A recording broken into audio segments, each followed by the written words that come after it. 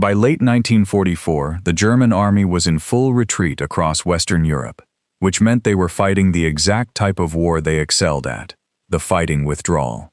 The German infantry were undisputed masters of the defensive ambush.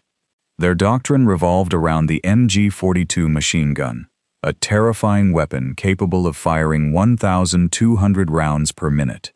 German commanders would meticulously position these guns in overlapping fields of fire, perfectly camouflaged inside thick woodlines or stone farmhouses, facing an open field. The German gunners possessed incredible fire discipline. They were ordered to sit in absolute silence, watching the Americans approach, and wait until the enemy infantry was completely exposed in the middle of the field before pulling the trigger. For the American infantrymen leading the advance, the point men, walking across these open French and Belgian fields was a nerve-shattering experience. The survival of an entire platoon rested on the gut instinct of a 19-year-old kid walking 10 yards ahead of the formation. As veteran American GIs approached a tree line, they learned to read the silence.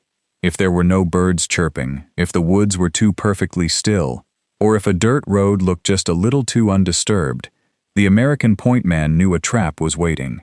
But traditional military doctrine offered a grim solution: send a scout forward to draw fire. To the American GI, sending your buddy forward just to get shredded by an MG-42 was unacceptable. Instead of walking blindly into the kill zone, the Americans adopted a violently aggressive, unofficial tactic known as reconnaissance by fire. When a platoon sergeant sensed a German ambush waiting in a silent tree line, he wouldn't halt the patrol, and he wouldn't send a scout to die. Instead, he would raise his hand, signal the platoon, and order every single man to open fire on the completely empty woods. Suddenly, a massive, deafening wall of lead would tear into the brush.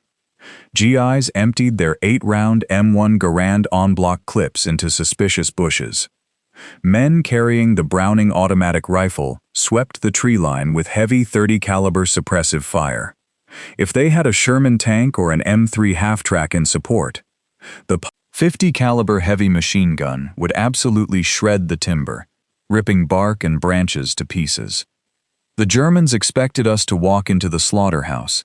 Instead, we stood outside and shot the slaughterhouse to pieces before we even opened the door. To the hiding Germans, this sudden explosion of violence was psychologically and tactically devastating. Their perfect camouflage was instantly ruined as bullets snapped inches from their heads and tree branches crashed down onto their positions. The sheer shock of the American firepower forced a lethal reflex. Assuming they had been spotted, the panicked German defenders would instinctively flinch, duck, or, most importantly, return fire prematurely. By shooting back from hundreds of yards away, the Germans instantly revealed their exact, carefully hidden positions. The ambush was completely ruined. The Americans, who were still safely out of the effective kill zone or hugging the dirt, would immediately pin the exposed Germans down and use their radios to call in a devastating mortar or artillery strike on the now visible machine gun nests. By refusing to play by the rules of engagement and wasting ammunition on empty trees, American soldiers shattered the German defensive doctrine, saving countless American lives through the sheer, brute force application of lead.